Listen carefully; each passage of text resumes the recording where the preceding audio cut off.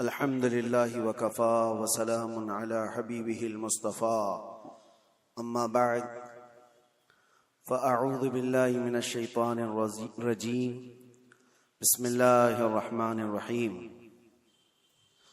والذين جاءوا بالصدق وصدق به أولئك هم المتقون صدق الله مولانا العظيم۔ بارگاہ رسالت میں آپ صلی اللہ تعالی علیہ وسلم میں درود پاک کا ہدیہ پیش کریں۔ اللہم صلی علی سیدنا محمد معدن الجود والکرم وآلہ واصحابہ الکرام وابنہ الکریم وبارک وسلم صلاة دائمة سرمدا ابدا۔ اسلام میں ایمان کسے کہتے ہیں؟ ایک سب سے بڑا حصہ ایمان کا دل سے تصدیق کرنا، دل سے ماننا، یہی ایمان ہے، یقین کرنا۔ باقی جو اعمال ہیں، نماز، روزہ، حج، زکوٰۃ، یہ سب یہ اسلام ہے، لیکن ایمان کا تعلق دل سے ہے، قلب سے ایمان کا تعلق ہے، اور اسلام ظاہری اعمال میں ہے۔ تو ایمان اور اسلام کو تھوڑا بہت فرق آپ نے محسوس کیا ہوگا، قرآن پاک میں بھی موجود ہے۔ تو تصدیق کرنا یعنی کسی چیز کو دل سے ایکسپٹ کرنا، یہ ایمان ہے، اور اس کے بعد جو مانا ہے اس پر عمل کر کے دکھانا، یہ اسلام ہے۔ بغیر دونوں کے آپ کا دین مکمل نہیں ہے۔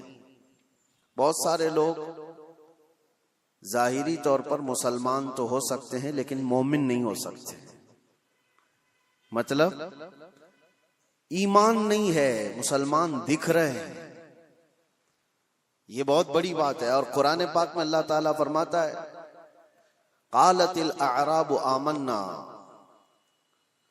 ولکن قولوا اسلمنا۔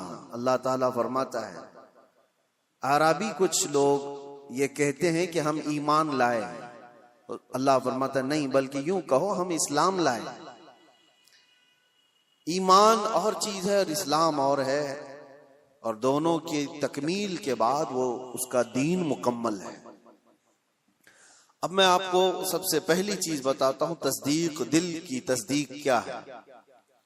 اللہ کے نبی صلی اللہ تعالی علیہ وسلم نے فرمایا اللہ ایک ہے، اس کو مان لیا، یہ تصدیق ہے۔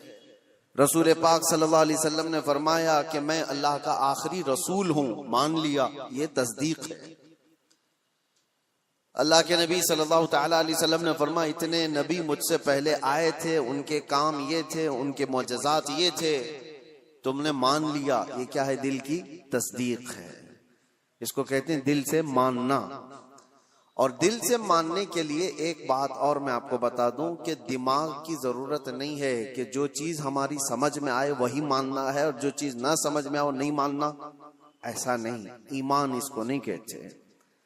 یعنی اگر تم یہ سوچو کہ جو چیز میرے سامنے مجھے لاجیکلی نہیں لگتی میں اس کو ایکسپٹ نہیں کرتا، اگر اس طرح کی بات کہتے ہو تو تم دل سے ماننے والے ہو ہی نہیں، تم دماغ سے پڑھنے والے ہو۔ اور ایمان قلب سے تعلق رکھتا ہے۔ مثال کے طور پر اللہ کے نبی صلی اللہ تعالی علیہ وسلم نے ارشاد فرمایا رات کے ایک چھوٹے سے حصے میں مسجد حرم سے مسجد اقصی گیا، بیت المقدس گیا، اور اس کے بعد پھر آسمانوں کا سفر کیا، اور پھر لوٹ کر کے آیا، پل بھر میں زنجیر بھی ہلتی رہی، بستر بھی رہا گرم، تا عرش گئے، پھر آئے محمد صلی اللہ علیہ وسلم۔ اب کوئی انسان یہ کہے یہ لاجیکلی نہیں سمجھ میں آتا، اتنے شارٹ ٹائم میں یہ سفر کیسے ہو سکتا ہے، تو تم دماغ کی یہاں پر سوچیں دوڑا رہے ہو، دماغ کے گھوڑے دوڑا رہے ہو۔ لیکن تصدیق کسے کہتے ہیں؟ آؤ میں آپ کو بتاؤ۔ حضور پاک صلی اللہ علیہ وسلم معراج کے سفر کے بعد مکہ والوں سے یہی واقعہ بیان کر رہے تھے کہ کل کی شب اللہ تعالیٰ نے مجھے معراج کا سفر عطا کیا، مسجد حرم لے گیا، مسجد حرم سے مسجد اقصی، وہاں پر امام ائمہ انبیاء اکرام علیہ السلام کی امامت کیا، اس کے بعد پھر ساتوں آسمانوں کا سفر، عرش، کرسی، لوح، قلم، جنت، دوزخ، یہاں تک کہ رب ذوالجلال کا دیدار، اور پھر واپس آیا۔ یہ مکہ والوں کو میرے آقا بیان کر رہے تھے۔ اس وقت جس کو جو سوال کرنا تھا انہوں نے سوال کیا کہ اگر آپ بیت المقدس گئے تھے تو بتائیے وہاں کے حالات کیسے ہیں، بیت المقدس کا دروازہ کیسا ہے، کھڑکیاں کیسی، محراب کیسے۔ نبی پاک صلی اللہ علیہ وسلم سب کی چیزیں بتا رہے تھے۔ تو ایک ہوا یہ سوالات کر کے علم کو بڑھانا، اور ایک ہے بغیر کچھ پوچھے کہنا ہاں آپ صحیح کہہ رہے ہیں۔ دو چیزیں ہیں، لیکن اس محفل کی خصوصیت یہ ہے کہ ابو جہل اس کو موقع مل گیا، اس نے دیکھا کہ اتنی بڑی بات حضور کر رہے ہیں تو گمراہ کرنے کے لیے ایک بڑا چانس ملا ہے، باہر نکلا اور سب کو بولنے لگا کہ محمد تو اب چھوٹی چھوٹی باتوں سے بہت بڑی باتوں پہ آ گئے، وہ تو آسمانوں کے سفر کی بات اور رات کے ایک حصے میں یہاں سے بیت المقدس کے سفر کی بات کر رہے ہیں اور واپس مکہ میں بیٹھے ہوئے ہیں۔ تو وہ گمراہ کرنے کے لیے پروپیگنڈے کرنے لگا۔ اتفاق ایسا کہ اس محفل میں سیدنا ابوبکر صدیق نہیں تھے۔ حضور صلی اللہ تعالی علیہ وسلم جب بیان کر رہے تھے اس محفل میں حضرت ابوبکر صدیق نہیں تھی۔ حضرت ابوبکر وہ کہیں سے آ رہے تھے، ابو جہل راستے میں ملا اور اس کے بعد پکڑ کر کے کہا ابوبکر رکو، بہت اہم کام ہے، امپورٹنٹ کام ہے، کیونکہ اسے پتا ہے کہ ابوبکر سے زیادہ قریب رسول اللہ کے کون ہیں۔ تو ابوبکر رضی اللہ تعالیٰ عنہ کو پکڑ کر کہتا ہے سنو ابوبکر، ایک مکہ میں نیا واقعہ ہو گیا ہے۔ پوچھا انہوں نے کہ کیا ہوا ہے؟ کہا ایک شخص ایسا ہے جو کہتا ہے رات کو وہ سویا تھا اور رات میں وہ اٹھ کر کے مسجد حرم گیا، مسجد حرم سے بیت المقدس مسجد اقصی گیا اور واپس وہ رات یہیں آ گیا۔ کیا یہ پاسبل ہے؟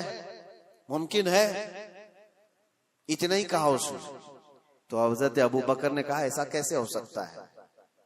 بات تو ہے، ایسا کیسے ہو سکتا ہے کہ رات کے ایک چھوٹے سے حصے میں کوئی مسجد حرم سے مسجد اقصی گیا ہو اور پھر واپس آ گیا ہو؟ ایسا کیسے ہو سکتا ہے؟ تو ٹھٹا مار کر کے ہنسنے لگا کہ میرا نشانہ صحیح لگا ہے ابو جہل۔ تو حضرت ابوبکر نے پوچھا بتاؤ تو صحیح کون ہے یہ اس طرح کہنے والا؟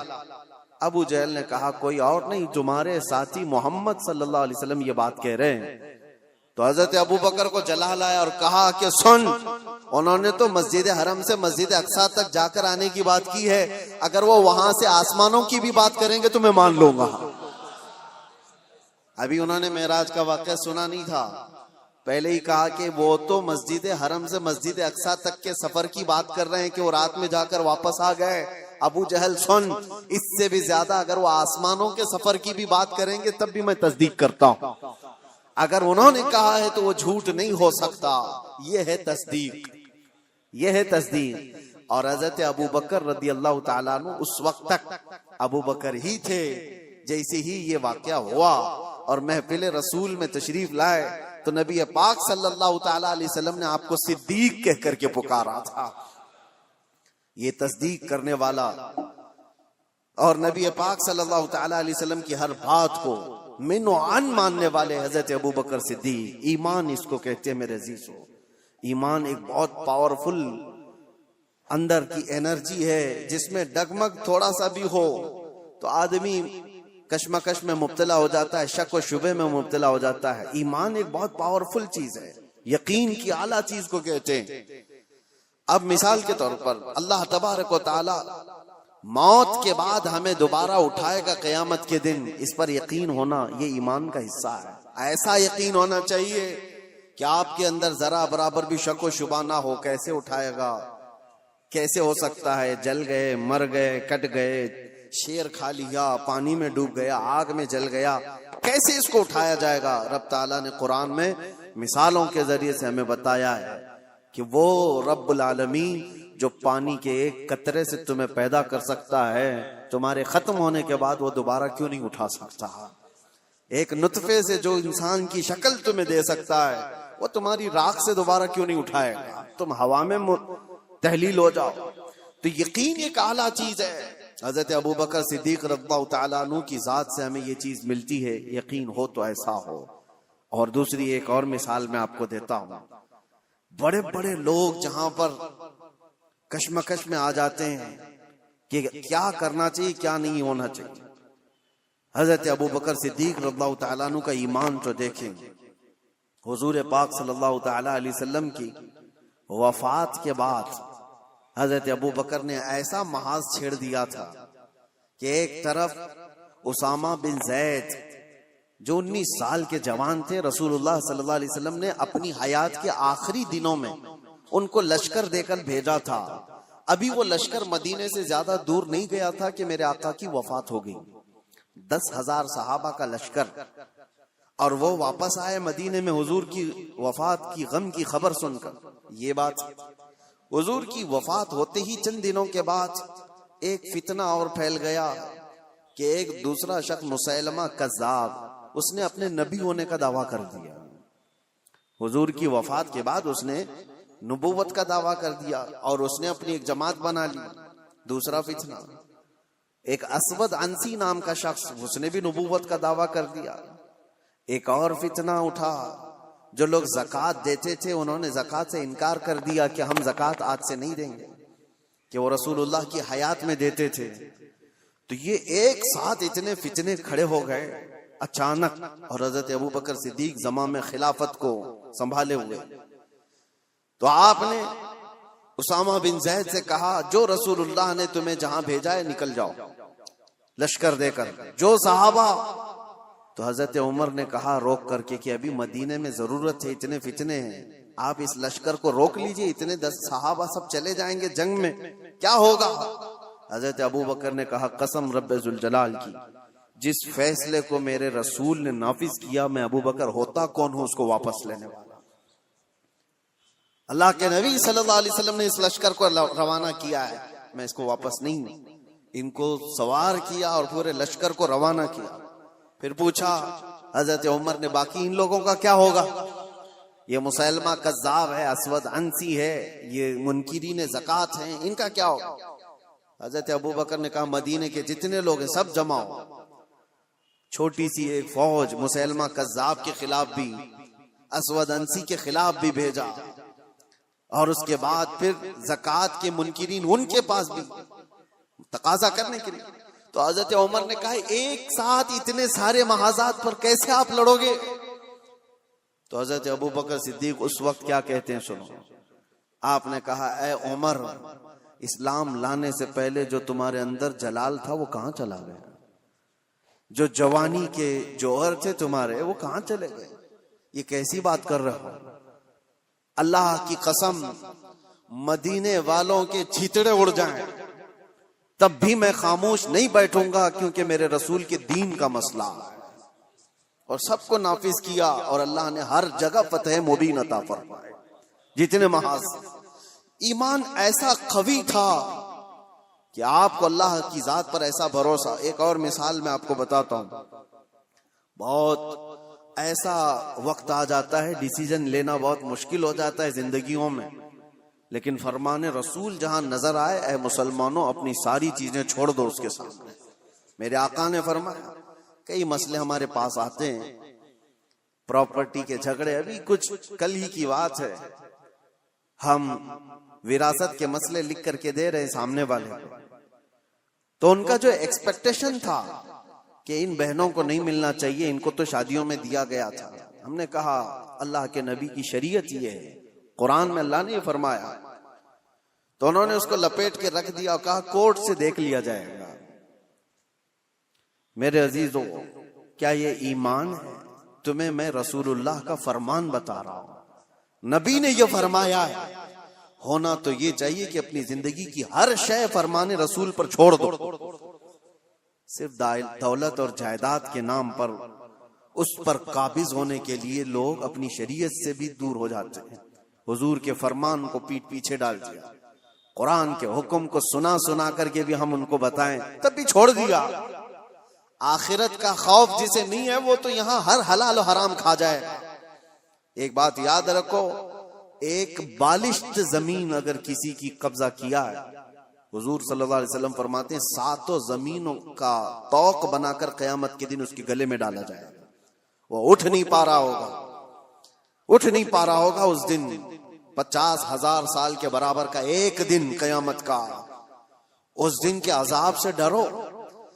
میں کہنا یہ چاہتا ہوں کہ جب تمہارے سامنے رسول اللہ کی حدیث آ جائے کہ میرے آقا نے یہ فرمایا، اپنی خواہشات چھوڑ دو، اپنی جو بھی ایکسپیکٹیشن ہے اس کو ختم کر دو۔ نہیں، میرے آقا نے فرمایا، ختم ہے بات۔ ایمان اسی کو کہتے ہیں۔ میں بتا رہا تھا سیدنا ابو بکر صدیق کے بارے میں۔ حدیبیہ کا موقع ہے، نبی پاک صلی اللہ علیہ وسلم 1400 صحابہ کو لے کر مدینے سے نکلے مکہ عمرہ کرنے کے لیے، لیکن حالات ایسے تھے کہ مکہ والے عمرہ کرنے نہیں دے رہے تھے۔ روک دیا 35 کلومیٹر دور، مکہ سے دور، کہ آپ لوگ عمرہ نہیں کر سکتے، اور جنگ کرنے پر تلے ہوئے تھے مکہ والے۔ اس وقت تھوڑا طاقت میں تھے۔ نبی پاک صلی اللہ تعالی علیہ وسلم نے دیکھا کہ ہم احرام کی حالت میں آئے ہوئے ہیں عمرہ کرنے کے لیے، لیکن یہ جنگ کرنا چاہتے ہیں، اور حضور جنگ نہیں کرنا چاہتے تھے۔ تو مکہ والوں کے سامنے آپ نے صلح کی تدبیر رکھی کہ ہم آپس میں سمجھوتا کر لیتے، صلح کر لیتے۔ تو مکہ والے اس پر تیار ہوئے، صلح ہوئی دونوں کے درمیان۔ سنیے، بظاہر ایسا لگتا تھا کہ حضور صلی اللہ تعالی علیہ وسلم مسلمانوں کی جانب سے دب کر کے صلح کی گئی ہے، ظاہراً ایسا لگتا تھا، کیونکہ مکہ والے اپنی ساری شرطیں رکھے ہوئے تھے اس میں کہ اگر ہمارا کوئی آدمی مدینے چلا گیا بھاگ کر تو آپ کو اسے واپس کرنا پڑے گا، اور اگر آپ کا کوئی آدمی ہمارے پاس آیا تو ہم واپس نہیں کریں گے۔ یہ زبردستی کی چیزیں بہت اس طرح کی، ایک میں مثال دے رہا ہوں۔ انہوں نے سب اپنی حمایت میں ایگریمنٹ کے جو کلاوز ہیں وہ سب لکھوائے، اور رسول پاک صلی اللہ تعالی علیہ وسلم کو دستخط کرنے کے لیے کہا۔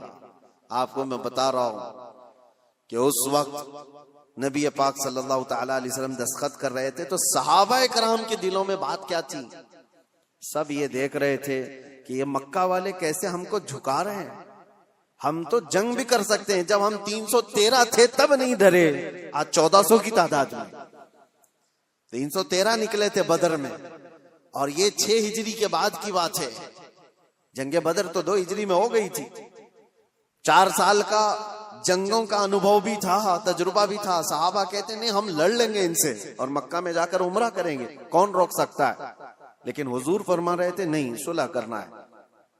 صحابہ میں یہ بات پھیلی کہ جنگ کرنا ہے، جنگ کرنا ہے، لیکن کوئی بھی حضور کی بارگاہ میں بولنے کی ہمت کیسے کرے؟ اللہ کے نبی تو یہ جو عقد ہے، یہ ایگریمنٹ ہے، اس پر سائن بھی کر رہے ہیں۔ تو اس کے بعد اب جو بات مجھے عرض کرنی ہے اس حدیبیہ کے موقع پر، وہ میں بتاتا ہوں۔ حضرت عمر صحابہ کے پاس جا جا کر کے کہہ رہے تھے کہ چلو بولتے ہیں رسول اللہ کی بارگاہ میں کہ آپ جنگ کی اجازت دیں ہمیں، ہم ان کے پرخچے اڑا دیں گے، ان کے ساتھ ایسی جنگ کریں گے کہ یہ ہمیشہ یاد رکھیں گے کہ اللہ کے گھر سے ہم کو روکا ہے، آج ہم طاقت میں۔ حضرت عمر کے اس بات پر صحابہ جمع بھی ہو رہے تھے۔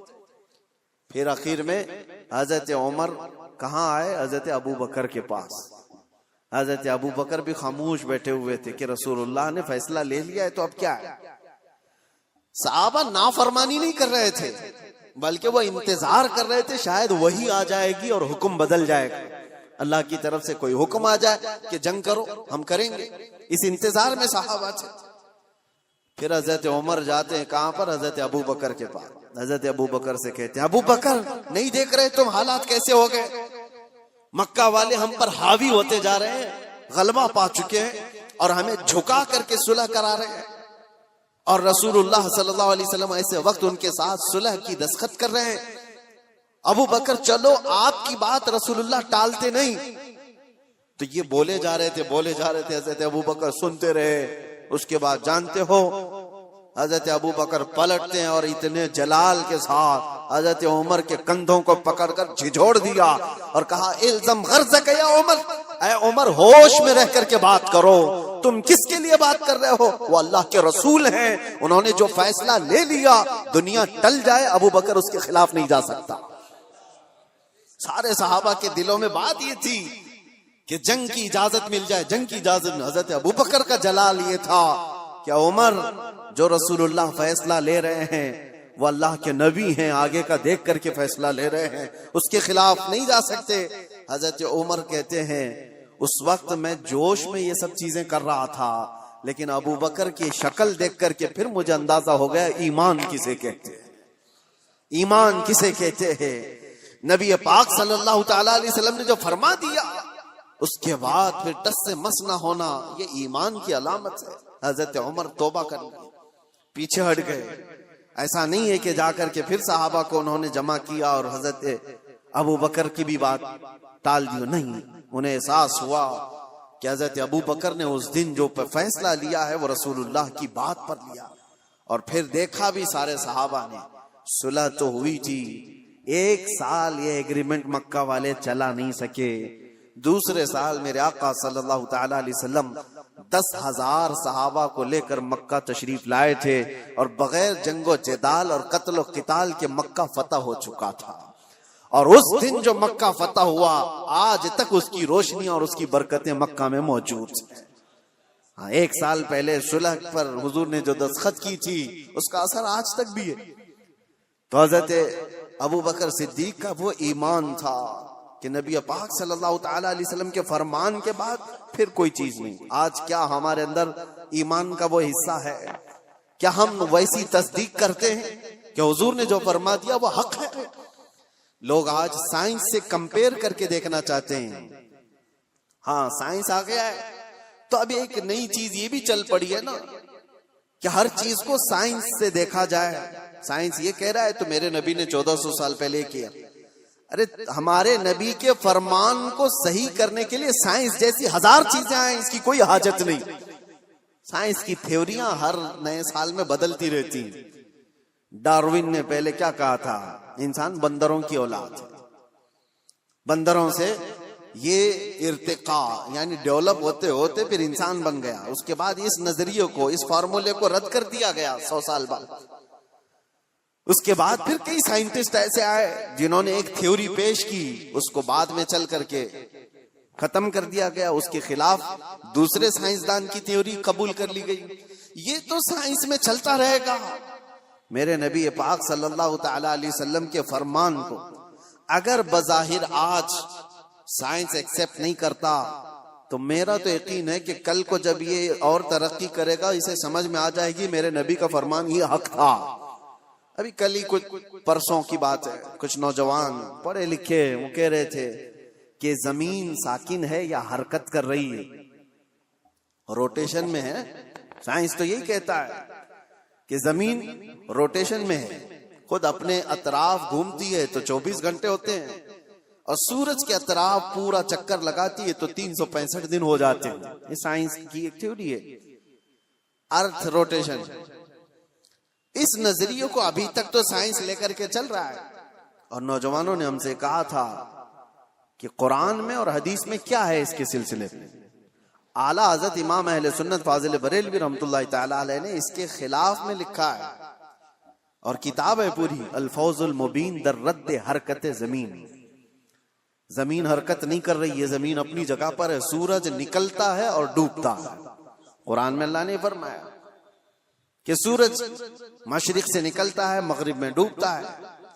تو یہ تو بات ہوئی، میں اس کی تحقیق میں آپ سے بات نہیں کر رہا کہ یہ میرا موضوع نہیں ہے کہ سورج کہاں سے نکلتا ہے، کب نکلتا ہے، سال میں کتنی جگہوں سے نکلتا ہے اور کہاں ڈوبتا ہے، اور سائنس اس کو کیا کہتا ہے، اور ارتھ روٹیشن کے بارے میں تفصیلات آپ اس علم کے ماہرین سے معلوم کریں۔ لیکن میں یہ کہتا ہوں نوجوانوں سے، جب تمہارے پاس ایسی 2 چیزیں آئیں، یہ تو ایک مثال کے لیے کہہ رہا ہوں، تم سامنے دیکھ رہے ہو کہ سائنس کی تھیوری یہ ہے، انہوں نے یہ چیز پیش کی ہے، اور ایک طرف فرمان مصطفیٰ ہے، نبی کونین صلی اللہ تعالی علیہ وسلم ہے، تو اے نوجوانوں بتاؤ ایمان کسے کہتے ہیں؟ حضور پاک کی بات کو آنکھ بند کر تسلیم کر لینا، یہ اس یقین کا نام ایمان ہے، یہ ایمان ہے۔ آپ کو پتہ ہے یہ ترقیاں تو بہت بعد میں ہوتی آئیں، وہ صحابہ کیسے ایمان لائے؟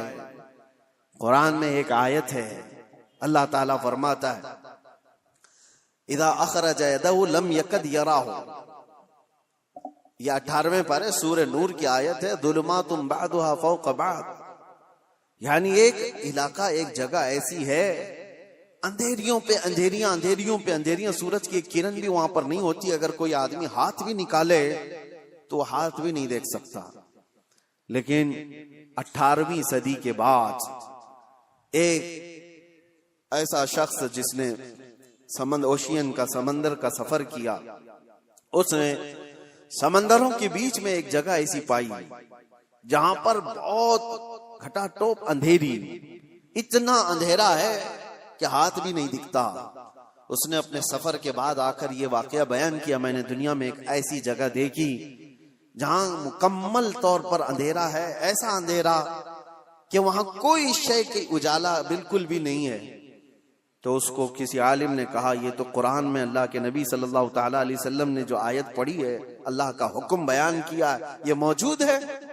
اب سنیے، اس سائنٹسٹ نے پوچھا اچھا یہ تو 18ویں صدی کی ترقیاتی زمانے میں میں نے یہ انکشاف کیا ہے، ایکسپلور کیا ہے، یہ بات پہلے سے کیسے آ سکتی ہے؟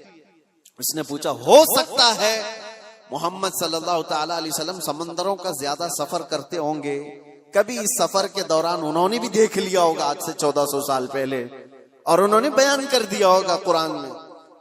تو حیرت کی بات ہے میرے عزیزوں، مفسرین نے اس سے بتایا کہ تعجب کی بات یہ ہے میرے عزیز، میرے نبی صلی اللہ تعالی علیہ وسلم کی عمر مبارک 63 سال کی تھی ظاہری، اور پورے 63 سال کی ظاہری عمر میں ایک بار بھی حضور سمندر کے پاس نہیں گئے. سفر تو دور کی بات ہے، سمندر پر نہیں گئے حضور، اور سمندروں کے بیچوں بیچ موجود چیز کی خبر دے رہے ہیں. اس نے کہا تب پھر ایسی خبر دینے والا یہ انسانی خبر دینے والا نہیں ہے، یہ تو پھر اسی کی خبر ہوگی جس نے یہ پیدا کیا، یہ خالق کائنات کی خبر ہے. عزیزان گرامی، میں یہ باتیں اس لیے عرض کر رہا ہوں کہ ایمان صحابہ کرام کا ایسا تھا کہ اللہ کے نبی صلی اللہ تعالی علیہ وسلم نے فرما دیا، مان لیا کہ ہاں. حضور نے فرمایا سب سے پہلے روئے زمین پر آنے والے کون؟ آدم علیہ السلام. دیکھا کسی نے نہیں، سارے نے مان لیا کہ ہاں آدم علیہ السلام آئے تھے، ان کی بیوی حضرت حوا تھی. ان کے بعد انبیاء کا سلسلہ آیا، حضرت شیس علیہ السلام، حضرت نوح علیہ السلام، حضرت ادریس علیہ السلام، حضرت ابراہیم، حضرت اسماعیل، حتیٰ کہ پچھلے زمانے کے بہت پیچیدہ مسئلے تھے جو لا ینحل جس کو کہتے ہیں، مطلب حل نہیں ہونے والے. 550 سال تک یہودی اور عیسائی جنگ کرتے تھے. کس بات پہ پتا ہے؟ عیسیٰ علیہ السلام کو یہودیوں نے سولی پر چڑھا دیا. یہ آج بھی مشہور ہے کہ وہ سولی پر چڑھ گئے. سنیے عیسیٰ علیہ السلام کے متعلق، عیسیٰ علیہ السلام کو قتل کرنے کا ناپاک ارادہ بنا کر یہودیوں نے ایک ٹیم تیار کی، اور جس دن وہ اپنے گھر پر موجود تھے اس وقت سارے لوگوں نے گھر کا گھیراؤ کیا اور ایک شخص کو اندر بھیجا کہ جا کے دیکھ کر کیا ہو عیسیٰ ابن مریم ہے یا نہیں. تو عیسیٰ ابن مریم کو دیکھنے کے لیے ایک یہودی اندر آیا. اللہ تبارک و تعالیٰ کی قدرت کاملہ یہ ہے کہ اللہ نے اس آئے ہوئے شخص کو عیسیٰ علیہ السلام کی شکل دے دی اور عیسیٰ علیہ السلام کو آسمانوں پر اٹھا لیا، آسمانوں پر اٹھا لیا. اور وہ شخص گھر کے اندر تھا، کافی دیر تک وہ باہر نہیں آیا. تو یہودیوں نے دیکھا کہ کہاں چلا گیا ہے، ابھی تک جو معائنہ کرنے گیا تھا آیا نہیں. تو لوگوں نے سوچا کہ کچھ گڑبڑ نہ ہو جائے، تو سب گھس گئے اندر گھر میں اور دیکھا کہ بیٹھے ہوئے ہیں عیسیٰ ابن مریم. اٹھایا، پکڑ کر کے لے آئے باہر. عیسیٰ ابن مریم نہیں تھے، ان کا ہی شخص تھا جس کو اللہ نے وہ شکل دے دی تھی. اس کو لا کر کے پھانسی پر چڑھا دیا، سولی پر چڑھا دیا. دیکھا نہیں، کچھ نہیں. اس کے بعد پھر فکر میں مبتلا ہو گئے ہمارا آدمی کہاں گیا ہے جو اندر دیکھنے گیا تھا. تو اصل بات یہ تھی کہ اس کے دھڑ کا نچلا حصہ اس کا اصلی والا حصہ نظر آ رہا تھا جو شخص اندر گیا تھا. تو کچھ یہودیوں نے کہا یہ تو ہمارا ہی آدمی ہے. تو لوگوں نے پھر اختلاف یہ کیا کہ اگر یہ ہمارا آدمی ہے تو عیسیٰ ابن مریم کہاں گئے، وہ کہاں چلے گئے. تو بعض نے کہا یہ دیکھو اوپر کی شکل تو عیسیٰ ابن مریم کی دکھتی ہے. اس شک کی زندگی میں ان کے 550 سال گزر گئے. 550 سال یہودی یہ کہتے تھے، عیسائی یہ کہتے تھے، یہودی یہ کہتے تھے، عیسائی یہ کہتے تھے. ان اختلافات کو ختم کرنے کے لیے اگر کوئی ذات آئی تو محمد الرسول اللہ کی. میرے آقا صلی اللہ تعالی علیہ وسلم جب تشریف لائے تو پھر آپ نے کیا فرمایا؟ قرآن کی آیت اتری وما قتلوہ وما صلبوہ ولکن شبہ لہم. اللہ نے فرمایا نہ انہوں نے عیسیٰ ابن مریم کو قتل کیا ہے نہ سولی پر چڑھایا، بلکہ اللہ تعالیٰ نے ان کی شباہت، ان کی شکل دوسرے کو دے دی تھی. اور اللہ نے ولکن رفعہ اللہ الیہ، اللہ نے عیسیٰ ابن مریم کو آسمانوں پر اٹھا لیا ہے. یہ عقدہ حل کسی نے کیا ہے تو میرے مصطفیٰ نے. دنیا بھر کے عیسائیوں کو بھی احسان ماننا چاہیے قرآن کا، جو ایسی گتھی ہے، کیونکہ عیسیٰ علیہ السلام کے بعد پھر کوئی نبی آیا نہیں جو بتا سکے. کون بتائے گا کہ کیا ہوا تھا کیا نہیں؟ تو حضرت عیسیٰ علیہ السلام کے اس مسئلے کو رسول اللہ نے بیان فرمایا اور سارے صحابہ نے اس پر کبھی چوں چرا کیا، سب نے منوان تسلیم کیا. بہت سارے عیسائیت سے ایمان لائے ہوئے بھی، یہودیت سے ایمان لائے ہوئے بھی صحابہ موجود ہیں. سبوں نے میرے آقا کی بات پر، فرمان پر یقین کر لیا. آج اس بات کی ضرورت ہے. اب میں تصدیق کے بعد جو دوسرا سٹیپ آتا ہے اس سے میں کہتا ہوں یہ بھی ضروری نہیں کہ آپ نے مان لیا کہ میرے نبی حق پر ہیں، میرے نبی کا ہر فرمان حق ہے، اللہ کے رسول جو فرما دیں وہ 100% ساری چیزیں سچ ہیں. مان لینے کا مطلب بھی نہیں ہے. ایمان تو مان لینے کا مطلب ہو گیا، لیکن اس کے بعد اسلام کا سٹیپ بھی تو ہے. مان تو لیا، اب کر کے بھی تو دکھاؤ. مانا ہے تم نے دل سے، اور اس کے بعد اب عمل کر کے دکھاؤ. یہ دو حصے ہیں، ایمان ہے اور اسلام ہے. ہو سکتا ہے میں آپ کو بلیم نہیں کرتا کہ آپ مومن نہیں ہیں، ہو سکتا ہے ایمان والے ہیں، سب کے دلوں میں یقین 100% موجود ہے. اور اگر وہ یقین ہے تو پھر ظاہر کیوں نہیں ہے، دکھتا کیوں نہیں ہے؟ کچھ وہ ہیں جن کا اسلام دکھتا بہت ہے، کوئی نماز چھوڑتے نہیں، کوئی نماز ان کی نہیں چھوٹتی ہے، تہجد بھی پڑھتے ہیں، سب کچھ کرتے ہیں، دکھ تو بہت رہا ہے، لیکن دل کی بات اگر دیکھی جائے تو حضور کی محبت ہی نہیں ہے. تو یہاں ایمان ہی نہیں، اسلام دکھ رہا ہے. اور کچھ وہ ہیں جن کا ایمان تو ہے دل کے اندر، میرے نبی کی محبت بھی ہے، لیکن عمل نہیں دکھتا، اسلام پر نہیں آتے. جب یہ دونوں چیزیں کمپلیٹ ہو جائیں تو تمہارا دین مکمل ہے، ورنہ میرے عزیزوں اسی میں رہ جائیں گے. اب میں ایمان آنے کے بعد جو سٹیپ ہے، نوجوانوں اس کی ذمہ داری آج کے دور میں ہے تمہارے ساتھ. آج کے دور میں تمہیں عمل کے میدان میں وہ دکھانا ہوگا. اگر حضور صلی اللہ علیہ وسلم نے فرمایا جھوٹ حرام ہے تو تمہاری زبان پر جھوٹ تو نہ ہے. دنیا نے تمہیں جھوٹا کیوں کہہ دیا؟ کچھ لوگ زبان کھولیں تو جھوٹ بولیں، گالی گلوچ. حضور پاک صلی اللہ تعالی علیہ وسلم نے فرمایا فاسق کی علامت ہے، یہ فسق ہے. اور ہر بات پر گالی دینے والا بات کرنے پر اس کا نور ایمان ختم ہونے لگتا ہے، اس کا نور ایمان مرجھانے لگتا ہے. تو یہ زبان کے ذریعے سے تو تمہیں ثابت کرنا ہوگا ایمان ہے تو میری زبان بھی صاف ہے. اور تمہارا ایمان تمہاری آنکھوں سے بھی نظر آئے گا. جب چلو تو تمہاری آنکھیں اگر نیچی ہیں، تم بے حیائی کو نہیں دیکھتے، تم انجان عورتوں کی عزتوں کو تار تار نہیں کرتے، تو تمہارا ایمان تمہیں عمل کرا رہا ہے، تمہارا ایمان تمہیں عمل بھی کرا رہا ہے. اسی لیے اقبال کی اس بات پر میں گفتگو ختم کرتا ہوں. اقبال نے کیا کہا، بہت اچھی بات ہے. خرد نے کہہ دیا لا الہ تو کیا حاصل. خرد کس کو کہتے ہیں؟ دماغ کو، یا دل کی بات سمجھ لیں. خرد نے کہہ دیا لا الہ تو کیا حاصل، دل و نگاہ جو مسلمان نہیں تو کچھ بھی نہیں. لا الہ الا اللہ پڑھتے ہو اور ایمان تمہارے دل میں ہے، لیکن نہ نظروں سے نظر آ رہا ہے، نہ ہاتھوں پاؤں سے نظر آ رہا ہے. دل و نگاہ جو مسلمان نہیں تو کچھ بھی نہیں. اور اسی لیے اقبال کی یہ بات بھی، یہ تیرے مراقبے، آپ نے کیا کہا ہے، جیسے مراقبے میں بیٹھا ہے، ذکر کی مجلس میں ہے، محفلیں ہیں، سرور ہے. یہ تیرے مراقبے، یہ تیری محفلیں، یہ سرور کی محفلیں جو تیری تنہائی کی نگہبان نہیں تو کچھ بھی نہیں. تم یہ ساری چیزیں تو کرا رہے ہو، ادھر نماز پڑھ رہے ہو، صفوں میں کھڑے ہو، اور باہر اگر چپل چوری کر رہا ہے تو کون سی نماز پڑھ کے آیا؟ قرآن تو کہہ رہا ہے ان الصلاۃ تنہی عن الفحشاء والمنکر، بے شک نماز تمہیں ہر بے حیائی اور برائی سے روکتی ہے. تو یہ مسجد کے باہر ہی نہیں روک پائی تمہاری نماز، وجہ کیا ہے؟ کہ تم یہاں پر اس کو کمبائن نہیں کر رہے ہو، دل سے مانتے ہو اللہ ایک ہے، اس کی باتوں کو امپلیمنٹ کرنا یہ دوسرا تمہارا دوسرا حصہ ہے، اس پر تم کھرے نہیں اتر پا رہے۔ جیسے کہ آج مسئلہ یہ نہیں ہے میرے عزیزو الیکشن میں جیت لینے کا، میں ایک ایگزامپل دے رہا ہوں، بہت سارے لوگ بڑی محنتوں سے الیکشن جیتتے ہیں، اور الیکشن جیتنے کے بعد نیتا جی سب سے پہلے کیا کرتے ہیں پتہ ہے؟ اوتھ لیتے ہیں، شپت لیتے ہیں سب کے سامنے، میں یہ کروں گا، میں یہ کروں گا، میں وہ کروں گا، جس کی بھی انہیں اوتھ لینی ہے۔ یہ کمال کی بات نہیں، وہ تو ہر نیتا کر لے گا، لیکن اس اوتھ کی لاج 5 سال رکھ پاتا ہے؟ نہیں، یہ کمال کی بات ہے۔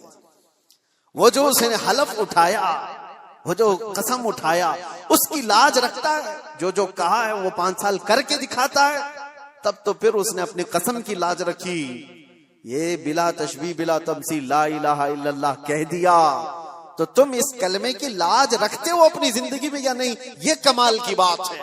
کلمہ تو 70,000 بار پڑھے ہوئے لوگ ہیں، لاکھ بار پڑھے ہوئے لوگ ہیں، لیکن صرف پڑھ لینے سے تو تمہاری زندگی بھی وہی ہے جو جھوٹے لوگ اوتھ لے کر کے چلے جاتے ہیں، باقی تو ان کو کوئی مطلب نہیں میرے عزیزو، ایمان والا جو ہے، آپ یہ بھی مت سمجھیں آپ مسلمان مسجد میں ہیں، ابھی سارے مسلمانوں کی شکل دکھ رہی ہے، بازار میں آپ مسلمان نہیں ہیں، دکان میں آپ مسلمان نہیں ہیں، گھر میں آپ مسلمان نہیں ہیں، شادیوں میں آپ مسلمان نہیں ہیں، مسلمان 24 گھنٹے مسلمان ہے، ایمان اس کے ساتھ مسلسل ہے۔ ایک بات مجھے یاد آتی ہے، ایک پلین میں سفر کے دوران ایک آسٹریلین نوجوان، وہ نیو مسلم تھا یا پرانا جو بھی، لیکن ایمان ہونا چاہیے ایسے، ایئر ہوسٹس نے سرو کرتے ہوئے اس کو شراب دیا۔ ظاہر سی بات ہے انٹرنیشنل فلائٹس میں یہ عام سی بات ہے، نارمل سمجھا جاتا ہے۔ اس نے سرو کیا تو جواب میں اس نوجوان نے انکار یوں نہیں کیا کہ مجھے نہیں چاہیے، بلکہ اس سے یوں کہا آئی ایم اے مسلم۔ یہ کئی لوگوں کو چبھ جاتی ہے بات، اس نے نہیں کہا میں شراب نہیں پیتا مجھے نہیں چاہیے، اس نے جواب میں کہا آئی ایم اے مسلم۔ اسے پتا چلنا چاہیے شراب اور مسلم اپوزٹ چیز ہے، مجھے ہی نہیں دوبارہ کسی اور کو بھی نہیں دینا۔ اس نے کہا، اب اس ایئر ہوسٹس نے تڑ کے کہنا شروع کیا کہ یہ کیا بات ہوئی، تم مسلمان ہو، نہیں پینا ہے نہیں پیو، تم یہ کہتے ہو مسلمان ہے، ارے اس میں ہوتا کیا ہے، 8-9 گھنٹے کی فلائٹ ہے، ریلیکس کر سکتا ہے آدمی، دوسرے بھی تو ہے اس فلائٹ میں بیٹھے ہوئے، وہ تو پی رہے ہیں، تم نے یہ جواب کیوں دیا؟ اس نے بے تکلفی میں بات کرتے ہوئے ایئر ہوسٹس نے کہا، حالانکہ اس کو آرگیو کرنے کا حق نہیں تھا، ایسی ہی اس نے بات کی۔ تو سنو میرے عزیزو، اس نوجوان نے کہا ٹھیک ہے تم کہتی ہو یہ مجھے پینا چاہیے، تو تم پہلے پائلٹ کو پلاؤ، پائلٹ کو پلا کر کے آؤ۔ تو اس نے کہا پیتا ہوگا جب لینڈ ہو جائے گی، جب وہ اپنے اسٹیشن پر ہوگا، ابھی تو وہ ڈیوٹی پہ ہے، آن ڈیوٹی ڈرنک الاؤڈ نہیں ہے۔ اس نوجوان نے کہا میں مسلمان 24 گھنٹے ڈیوٹی پر ہوں، میں اپنی لائف کے ہر حصے میں میرے مصطفیٰ کریم صلی اللہ علیہ وسلم کا وفادار ہوں۔ یہی بات تو ہے کہ حضرت عبداللہ بن حذافہ ایک صحابی ہیں، ان سے ایک رومی بادشاہ نے کہا تھا ایسا نوجوان مجھے چاہیے، اتنا ٹرین، اتنا یقین والا، اتنا پاورفل۔ بادشاہ، رومی بادشاہ نے حضرت عبداللہ بن حذافہ سے یہ کہا تو آجا میرے پاس، تجھے میں وزیر بنا لوں گا، اور اگر نہیں تو آدھی سلطنت دے دوں گا، تو آجا میرے پاس، ایسا مجھے ایک نوجوان چاہیے۔ عبداللہ بن حذافہ نے کیا کہا تھا جانتے ہو؟ کہا بادشاہ سن، تو آدھی سلطنت نہیں، تیری پوری سلطنت، اس کے بعد اور ایک سلطنت، اس کے بعد اور ایک سلطنت پوری مجھے دے دے، پلک جھپکنے کے برابر بھی میں میرے نبی سے بے وفائی نہیں کر سکتا، ان کے فرمان کے خلاف نہیں جا سکتا، دین چھوڑنا تو دور کی بات، ان سے ایک پلک جھپکنے کے برابر بھی بے وفائی نہیں کر سکتا۔ یہ ہے ایمان، اللہ ہمیں ایسا ایمان عطا فرمائے۔ وآخر دعوانا ان الحمدللہ رب العالمین۔ السلام علیکم۔ لائک کریں، شیئر کریں، کومنٹ کریں اور سبسکرائب ضرور کریں۔